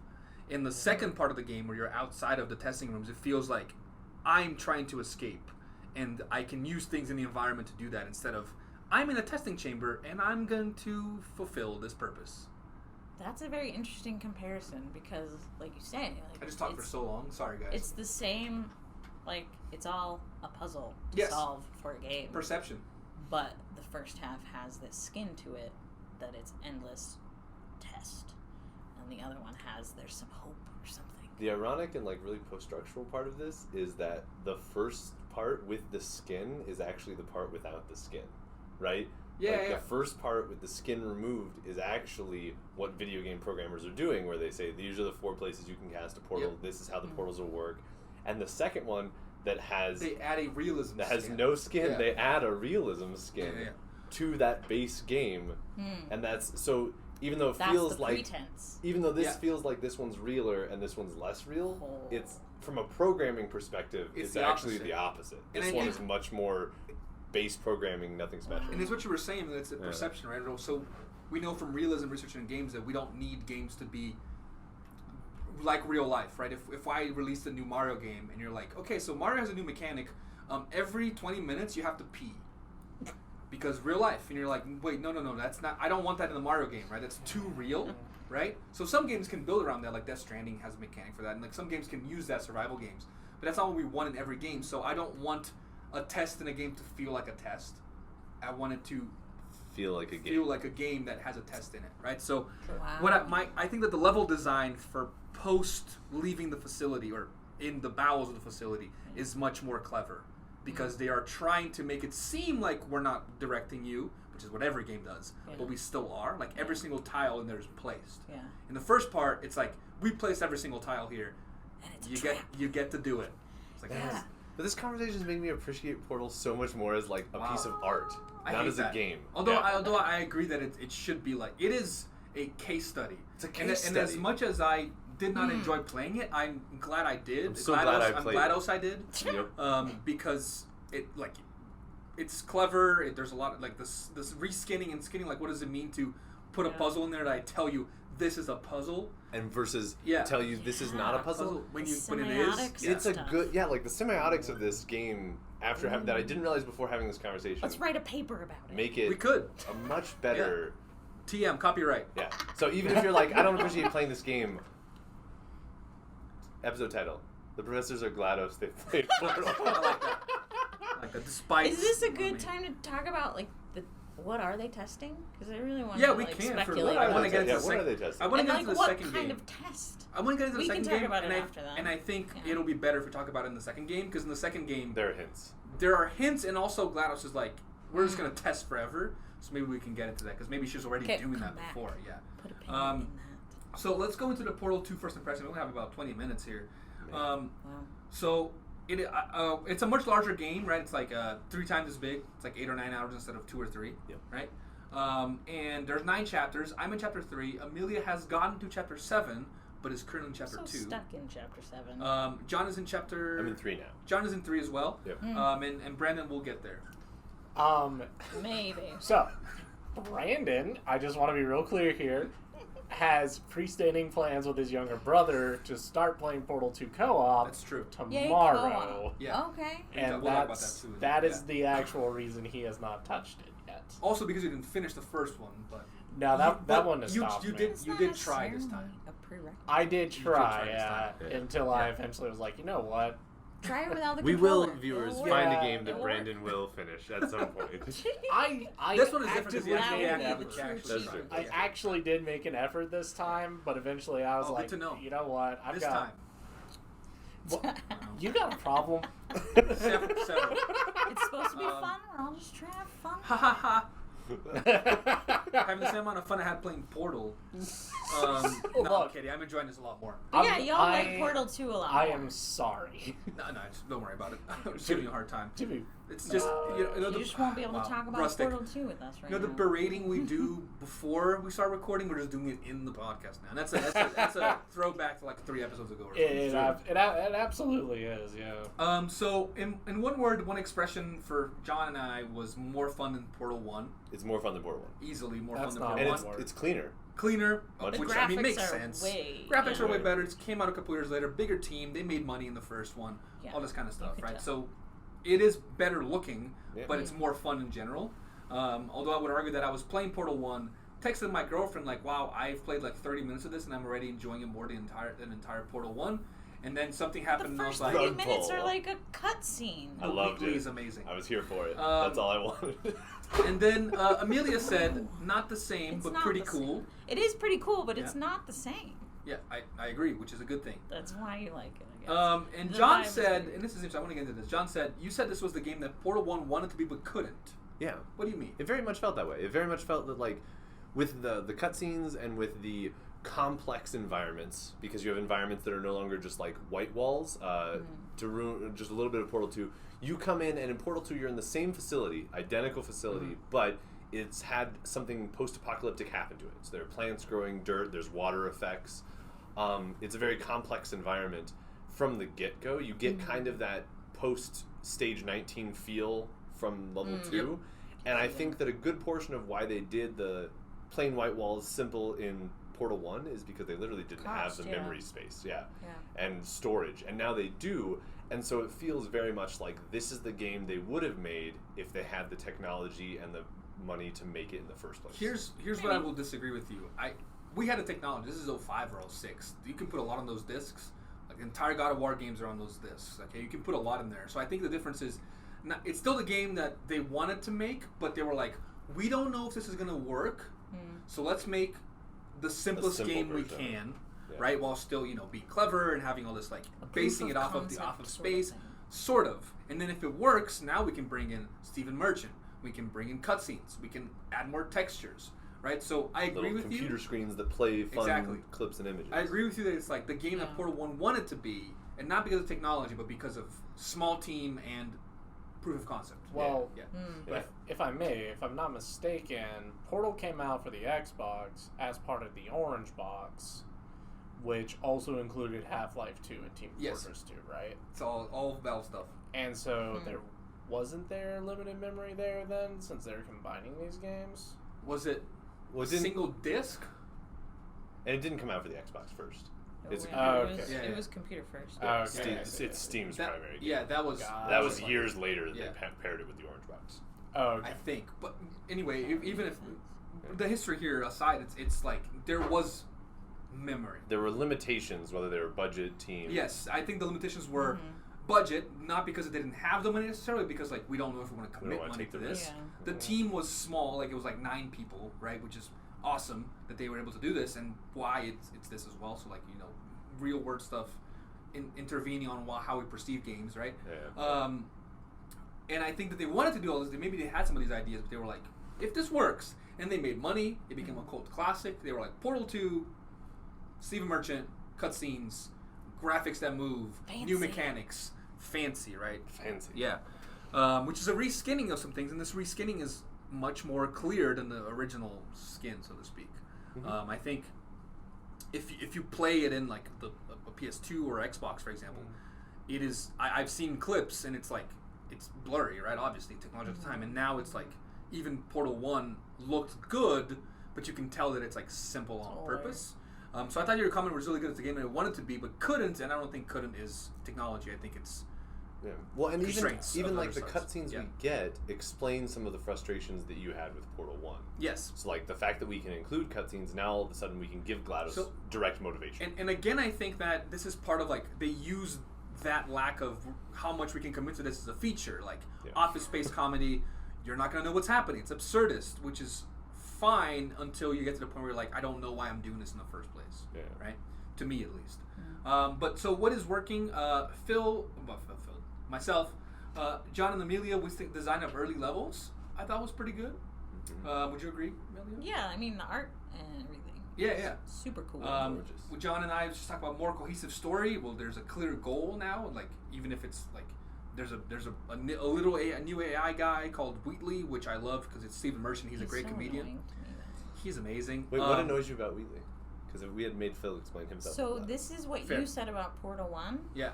Overstays its welcome. Like Yeah. that's it. Well, I've only seen him for like 2 chapters. He takes up so much space, and I'm like, let me get to the puzzles. And sometimes it literally forces you to just watch him. Like, don't look at me. I'm doing this thing in the wall, and I'm like, cool for you. I want to play the game. that's interesting because like that's totally fair, and I've only seen him for like a chapter, so he could also overstay its welcome. The one argument was that I prefer Stephen Merchant over GLaDOS, but I see what you're saying, and I think Just because of the voice actor? Just because he's nice. Phil doesn't like. no, him. I like Stephen Merchant a lot. I just like him as a writer and as a person. comedian. Yeah. Gotcha. So if he was doing GLaDOS' voice and like wrote that, he'd like it better. I see. But it's not maybe not even the voice, like the writing. Anyway, but I think that it's an interesting like thought here where like you just want to play the game, I just want a and I puzzle. like a little more narrative, right? Which is like we're different kinds of gamers. Yep. But what I would say is that again, I like Wheatley, but again he feels like a fake AI to me. No AI was programmed to be this bad at his job. And that's why I think that he's kind of bumbling, and maybe that's why I like don't respect the he's character bumbling. either. And that's although there's that one scene where he's like, I'm gonna jump off this thing, and he's like, catch, and he just lands on the ground. And he's like, ouch. I like that. But I think that I haven't seen this. I don't know what's gonna happen. This may be a spoiler. I think that he's bad. I wish that I could remember. I think he's bad. I don't know if he's bad. I think he's a bad one of the bad. So, people, like, what is to be honest. happening? I mean, do you mind if they No, update no. us to chapter So 3? in- What is happening in chapter 3 So for you right now? I've just cleared a room where you like jump a bunch with trash, and GLaDOS will just put you back in the testing rooms. And Wheatley has shown up a couple times in the walls, like showing that he's still alive, but He's, he hasn't like, really trying to come help in. you out. Yeah, so very beginning of Portal 2, you wake up, you're still Shell. Mm-hmm. You wake up in kind of a like retirement facility looking room. Yeah, like a bad motel. Yeah, like a bad motel, Yeah. and then they give you a bunch of tests where they're like, "You've just woken up. Look at this art." Yeah, Is I that love the relaxing humor's you? amazing. Yeah, If the it's humor sort of didn't- tutorial-ish. If the art didn't help you, but twisted. then that's your fault, basically. Yeah. yeah. My Maybe you should favorite- look at it again. And then Wheatley pops down from the ceiling and he talks to you. And I will disagree with you. I don't think he's a bad AI. I think that he's also glitching. He's also been here far longer than his AI was ready to. Yes, form. yeah. And so I forgive some of those weirdnesses about like that's not how an AI would do things as like programming gone awry. Like this, both GLaDOS and Wheatley were programmed to last for 5 years. They weren't meant to go past that.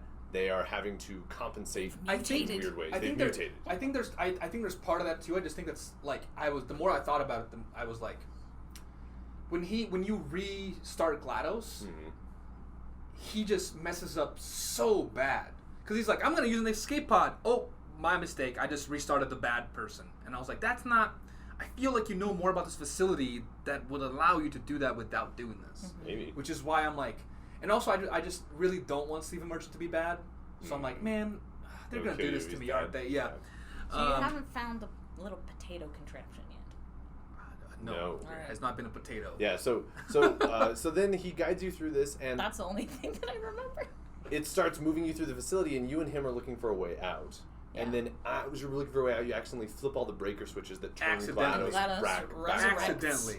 And then she takes you and She's throws you like, back into "Oh, testing, hey." and she kills Stephen Merchant, but he's not really dead. Yeah, because he's an AI. Because he's an AI. Yeah. But she Yeah. crushes him up, and she Yeah. throws you back into testing. And that's the true beginning, which was a little bit of a disappointment, Yes. because I was ready for... And it's funny because you said here, like, because you get it back in there and you see it's like the same levels you did. Just for- a at little first. overgrown. Some Yeah, and stuff it's like is the first broken. level and the second level, and it's just like, it's funny to think about, like, because John wrote here, like, do not make me redo levels. It's not witty after the first couple. And I was like, yeah, that's how I felt. That's how I felt. And then they do put new levels in there. I wanted the, The I jumping wanted stuff. the Have you intro get- chamber. Yeah, have you gotten all the new, like, the gels and stuff? Yeah. No, you can, like, we did the jumping thing, and there's, like, the cube that has a crystal ball in it. Yes. That, like, Oh, the refracts. refract refractor. So lasers. yeah, Yeah. I've gotten that far Yeah. at least too. But yeah, it's kind of fun to see her rebuilding little broken I collapsed like how- hallways and stuff. There was one scene that That's like kinda cool. again I like the writing for GLaDOS, but I just think Yeah. it's too much. But it's like I at this point it still hasn't overstayed its welcome. Where it's like you are clearing these rooms faster than I can build them. So like, Please slow down. And so like you see like she's like the factory is like moving All the around you. hydraulics. And then when you get done with that room, she's like, you didn't have to take that serious. That took way too long. I was like, okay. That part was like, you're still within the threshold of I like this. Amelia said, "What is working? GLaDOS is back." I like her. I like her we too. established, And then like she- she is and the then she heart said, of the game. I'm with Back in the testing rooms. She said that's working for her, and I was like, bah. And I wrote down once again, we Wait, disagree here. I mean, yeah, the puzzles. Puzzles. Oh, just like Puzzles. puzzles. We're back here. Puzzles. She's annoyed by the first gut. Puzzling. What isn't working? I put here. We're testing again. John and I agree with this. Feels like a test. We talked about this already. Yeah. It's just your attitude, guys. It's your mindset shift. It's not necessarily. I mean, I don't get anything out of it. I don't know. No, that's fine. Pixel definitely talked about the realism, right? Can When it's be. realism too much, I would argue that if a test in a game feels like a test when it's supposed to be a game, that's too much realism. But again, if you're looking for a puzzle, then it doesn't. So again, realism is perceived, right? There's no Perceived based on what you got into the game. Exactly. Interesting. That's- There's tests in Persona 5 too, right? Like in your school. Yeah, in life your school they ask you tests. questions, but then It's like one question. it test. literally builds up your like character stats. So there's a reward. And also, progression. it's like it takes 5 seconds. If you select the wrong answer, you get to do everything else you love in the game instead of It's fine. just. Which we But just the tests are fun because the music they played during the test is awesome. Interesting. Yeah, I was just Yeah. suddenly curious about that. well, when we discussed last time, the thing I don't like about puzzle games is that there's no progression. So if you added progression to the puzzles, Yeah. definitely make them more. Like you were talking about this, if they had like you clear the first 5 levels and now the portal gun can shoot further. Yeah.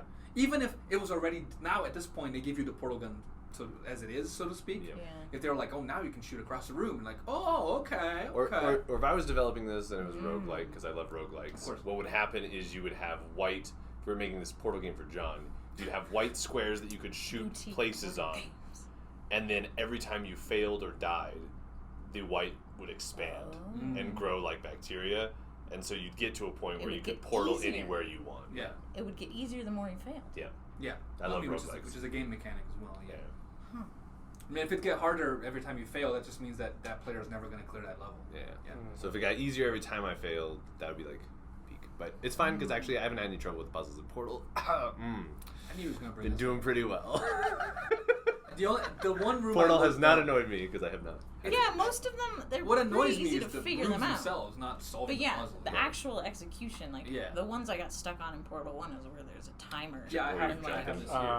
Oh, we're about Or to get about to to that. be No, well, yeah, it's like Amelia said that what is not working for you in Portal 2 is the difficulty. Oh yeah, execution and like Yeah. I'm stuck somewhere in chapter 7. Because they've made platforming a bigger part of it.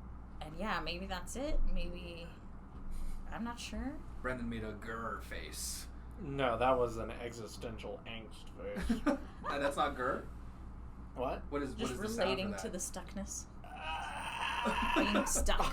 Yeah, it doesn't feel good to be stuck. It does so not. No. I imagine if I keep going, which we're trying to try to finish Portal 2 Try to finish Portal 2. campaign by next. Yeah. Next time. The goal is to finish it. Yeah. Yeah. So do your best. I think once I because I have improved so much as a gamer, period, and I'm just more familiar with like how the game is trying to tell you things. Exactly. Mental Like, this models is- for how games this work, is right? a- familiarity. Trade off for like the higher graphic quality of Portal 2. Sometimes I find it very overwhelming. And That's there's fair. just too much on the screen, and Which I'm is- like, what am I supposed to be looking at? Something So Portal I'm- 1 did well. That was like you were only supposed to be looking at these things. Yeah, Right. it's so simple, Yeah. and that's another reason that I like it and appreciate it. But I'm learning the literacy of like, hey, That's a where great point. wherever Literacy, you that's are a- spawned, wherever your camera is facing when you are spawned, that is important information. Yeah. Do not disregard it. Like everything in the, unlike, not that a movie doesn't do this, but everything in the game was placed there by a developer to help or pretend to hinder you, right? So like, obviously Yeah. a movie like you know Yeah. things in scene are there on purpose, but like sometimes you get a Starbucks cups in the background. That's Yeah. never gonna happen in the game because that was coded in, Unless it was on right? purpose. Exactly. So Yeah. it's interesting Yeah. to think about like familiarity and media literacy with video games. Mhm. 'Cause, like if I start playing Mario and they're like press A to jump, I'm be like get out of it. I don't need this, right? But then if you have to think about someone might be coming at this for the first time Yeah. ever, so Yeah. you need this sort of like situation there. So the games are getting better at like adapting to how you're Catering. playing and Yeah. stuff like that. Which Portal 2 does hilariously. My favorite line in all of Oh, Portal yeah. 2 is where he says, Jump. Yeah, he says, is the best. please Say say apple. something. Say apple. apple. And those sign, the So screen says, Space to in say Portal apple. 2, in Portal, you can't say anything. The only things you can do is shoot portals and jump. right. Mhm. Right? And in this game, as you get in, makes a joke he's of trying it. to convince you. He's like, well, you've just woken up out of a coma. Say apple for me. And it says press A to speak across your screen Yeah. as if it's like tutorial text. And then you press Spacebar. it and you Come jump. on, guys. Oh, Spacebar. sorry. Yeah, you press A or spacebar and instead And of you speaking, jump. you jump. And he goes, well, that was an apple, but that's jumping. it's probably brain damage. Again, let's try it again. Say apple, and you jump again. He's like, that's still jumping. You're a pretty good jumper. I'll give you that. Yeah. And so they make a It's joke kinda out of this cute. tutorial. Yes. Which It's is cute. it's really good. So for expectations for Portal 2, I expect it to be less frustrating, but still not super fun. Going in with the wrong mindset here. The more, no, I'm not going in. Mindset. I went in and I You're had in. fun until 1 hour in, and I was like, I'm not having fun anymore. So I went in with the right mindset. I just don't have it. It's not there anymore. The more cohesive story is nice, but because it is more rewarding than solving the puzzles, like John said before. I'm solving the puzzles so I can see more of this world, Yes. right? It's funny. I was talking about this with my girlfriend too. It was like, I was having fun with it until I okay, time to go to bed. I'm gonna play like Pokemon Let's Go for like half an hour, like grind some XP, and I put Pokemon in there, and I was like, oh wait, no, this is fun. But it is Comparison. it's a different comparison, different kinds of fun, right? The thing is that I am not intellectually stimulated just by these puzzles. Not that they're not hard enough, because I need more, I guess. Yeah, it's not anything. Amelia's expectation is to get unstuck. Maybe, and yeah. From 7? Yeah. So I might just have to continue from Yeah. chapter 2 now and just do it. Are you going to look it Again. up if you can't? I mean, I'm going to. I tell you that right. last time I checked in to my chapter 7 and I tried Googling a few things, but I couldn't even map and recognize which part and everything. Like the chapters seem pretty long. Mm-hmm. So I'm like, which part of the chapter am I in? There's not sub-chapters, so I Yeah, don't yeah. know. And it's been way too long, so I think my new playthrough, I'll probably start to recognize where I got stuck, and hopefully I won't get stuck Yeah, that'd be this ideal. time. Yeah. I will avoid getting stuck So not getting unstuck, but avoid getting stuck. on my second playthrough. I'm also really excited to see what you all think, because the story does get a lot deeper and twistier, and speaking of Really famous twisty voice actors, just you wait. I'm excited. Oh, So- unfortunately, I spoiled myself on that one. So I wanted to make Don't do sure. that. Well, I heard the voice, and I was like, oh my god, is this? I thought his name was Jonathan Merchant. So I looked it up, and it's Stephen Merchant. Oh, and but I then it clicked showed on you all the and then it others. shows you all the other actors, yeah. Well, don't tell anyone. It is. Find out next week, or in 2 weeks. I'm going to Um, home, guys. So I had a lot more stuff for our first impressions here, but we kind of covered all of the first impression things I wanted to bring up as we were talking about Portal 1, Yeah. right? Because they're Couldn't help ourselves. similar, so to speak. We agree that it looks more fun. For Amelia, it is. I'm not gonna say less fun. It's cluttered in a Yeah. way that Portal 1 was not for me. And it's And maybe again, because it's media literacy stuff for video games. It's the bias of my nostalgia a little bit. It can't point be as well. it can't be what it was. Yep. It'll never be the same. Even if they tried to, Yep, and they're never not be the really same. necessarily trying to. Yeah. So, I don't hate Portal 2, of course. It's got the same vibe and everything. The co-op also is awesome. Yeah, I need to do that as well. It's also very different. You're not Shell at all. You're a little robot. Yeah, you're the tall robot or the fat robot. Short robot. Oh my god. Short, round, tall, skinny, whatever. But yeah. Yeah, It's so not the same. not less fun, just not the same, right? And And for you- us, that's a good thing, Mm-hmm. and for you, not necessarily. It sort of gets in the way for me. Yeah. But That's interesting. yeah, Which is- I am man, curious. that's a really interesting thing to think about from a media literacy perspective. If you removed all of the things that gamers are used to in games, and just leave base level. This is Mario. Actual White but it's platforms, white black platforms, holes. black holes, and Mario itself is just a box, right? Now I'm just let's reskin Mario. Yeah, I'm Just sure that have we the can find a portal- mod like the that. portal Modders vibe. out there, hit us up. Yeah. I want a portal mod that is Mario. And every time we go through a portal, it's here we go! So the portal gun is a pipe creator. Yeah. Oh! Wow. Yeah, with a quick TM. pipe sticking out of the wall. Copyright. And then you can walk You through one can't pipe. copyright using Nintendo Go get your stuff. patent paperwork. Green pipes Well, I and red can't pipes. now. Not with that attitude, We'll Brandon. paint them Gosh, purple why or are you something. helping me? Corporate lackey. Why am I not helping you? You just call me a lackey. What do you No, he think? said, That why are was- you helping them? I said that after you helped, so like. Yeah, that's- but that attitude already That is post exists. hoc ergo propter hoc. But that No. no, it's not. No, that's post hoc rationalization. You're mixing up your fallacies there. No, see, you already had the bad attitude that we've been talking about this whole time. Wait, theory. You wanted to talk about a theory. Oh, the UX stuff and whatnot. The testing. Do we have time to talk about We don't. Well, testing? that's Why what I was are we gonna say. testing? We're going to talk about this after we play the second one because we might know more about it. Okay, Gotcha, okay. yeah. But we the can question, theorize like what did we think before. I see, I the see. question is in our brains about like what kind of test. It's research. Yes. It's a lab. Science. GLaD says Science. science. GLaD says research. GLaD says we're testing for something. But it's not really an experiment. Well, and There's the not a goal is to control make a room. new gun. Well, we don't know if there's a control room. Unless there is. There might be a control room. So, there might be. It are might we be a new gun. We're testing the usability of the gun. Yeah. Are we testing some psychology, whatnot, like a Skinner box? What? Yeah, we don't know. So we'll answer all these core We'll do our best to like address will all these in the next ponder. episode. But that was it, listener, viewer, person out there, AI out there. AI. Ooh. Dude, don't say that. They are. GLaDOS out is my there. favorite. I really like her contribution to this game. Yeah, it's the best. We're gonna ask ChatGPT to write a script for our next. Honestly, I probably should. Gosh. As you saw and heard today, we're not. I'm gonna say we, okay, but Amelia is like not necessarily included. In this. We're not in love with this series, but that's okay. I'm a fangirl. Because Still Amelia such and a Amelia fan. is right, but it's okay. What I'm saying is it's okay that we have some discussions here and dissent on like, and my points against Portal actually help John like Portal more. Yeah, Which is I'm interesting. actually closer to Amelia now. Which is interesting, Very like much how so. like this kind of stuff goes. 'Cause I'm like, this is why I don't think it's a fun game. You're like, well, then maybe it Actually- shouldn't be. But this is why it's an interesting Yeah, game. exactly. Better. Yeah. Yeah, not every game can be for every person. I literally, that's my next line. Not all every games game. are for everyone. I'm reading your mind. Oh my goodness. Beautiful. Same as not movies are for everyone, right? They don't make horror movies for me because that wouldn't be a horror movie. Because I would be scared all the time. So they would make like Minions. Yeah, like I'm never gonna play any Resident Evil if I can Agreed. help it. Yeah. Sorry, Brandon. As much as No, it's all- again, it's all objectively good game, not gonna play it. But we tried to get very specific with our gripes here, right? So it doesn't sound like I don't like puzzles, so this sucks. Although that's part of it. It's more like here's all the stuff that we think didn't work as well, right? So join us again in a couple weeks. We'll have all of Portal 2 complete, or we'll do our best to do that. We'll give you our full review for that game and the series in general. We'll talk about scoring. We'll talk about what are they even researching in there and anything else that comes up. And as you know, things always come up. So thanks again for joining us here, Professors Play, in our first largely, I want to say, like negative episode. Whoopsie. The show in which you can get just a pixel of deep thinking with your video game discussions. I'm Professor Phil Chavot. He's Professor John Adams. He's Professor Brendan West. And she is Professor Amelia Chesley. And together, we're professors who play video games. See y'all in a couple weeks. Bye.